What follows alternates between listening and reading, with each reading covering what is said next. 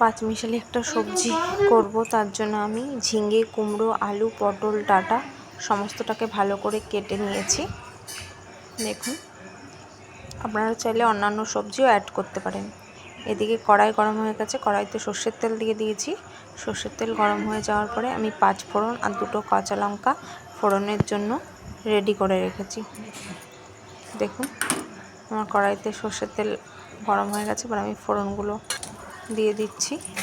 তো ফোড়নগুলো দেখুন সুন্দরভাবে হয়ে গেছে। এবার আমি কুমড়োগুলো দিয়ে দিলাম ভাজার জন্য। কুমড়োগুলো আর আলু ভালো করে ভেজে নিচ্ছি। কুমড়ো আলু আধ ভাজা হয়ে গেছে, এবার আমি লাল ডাঁটা যেগুলো কেটে রেখেছিলাম সেগুলোকে ভালো করে ধুয়ে দিয়ে দিচ্ছি।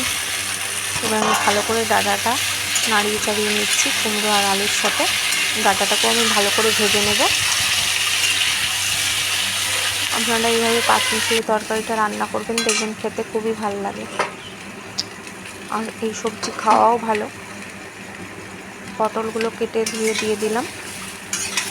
পটলগুলোকেও ভালো করে নাড়িয়ে চাড়িয়ে নিচ্ছি। পটল, ডাঁটা, আলু, কুমড়ো সমস্ত ভালো করে ভাজা হয়ে গেছে। এবার আমি আদা বাটা দিয়ে দিলাম পরিমাণ মতো। কাঁচা লঙ্কা দিয়ে দিলাম আরও 2টো। ভালো করে নাড়িয়ে চাড়িয়ে নেব। এবার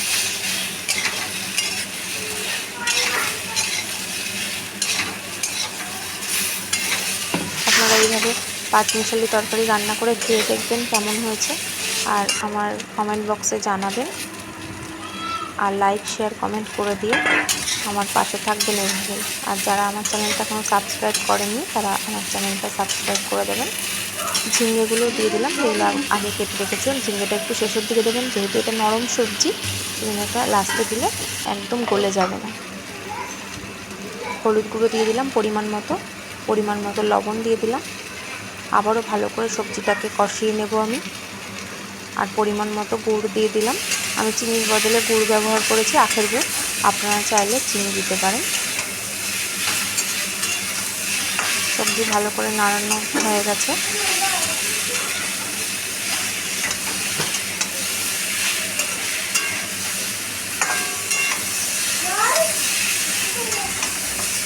আপনারা এই ডাঁটাকে ভালো করে কষিয়ে নেবেন, কারণ তাহলে আদার গন্ধও থাকবে না, আর সমস্ত মশলা একসাথে মাখো মাখো হয়ে যাবে। আর ভালো করে না ভাজলে সবজিটাও খেতে ভালো লাগবে না।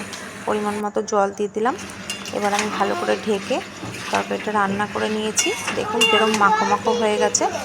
আপনারা এইভাবে রান্না করে দেখবেন কেমন হয়েছে, খেতে খুবই ভালো লাগে। আর ভাজা জিরে আমি আগেই গুঁড়ো করে রেখেছিলাম। ভাজা জিরের গুঁড়ো লাস্টে নামানোর আগে ছড়িয়ে দিয়েছি। এই ভাজা জিরের গুঁড়ো দিলে তরকারির স্বাদটা পুরো অন্যরকম হবে, আর খুব সুন্দর একটা সেন্ট বেরোবে। আপনারা বলবেন কেমন হয়েছে। আমার পুরো পাঁচমিশালি তরকারি রেডি। আপনারা সবাই ভালো থাকবেন। বাই।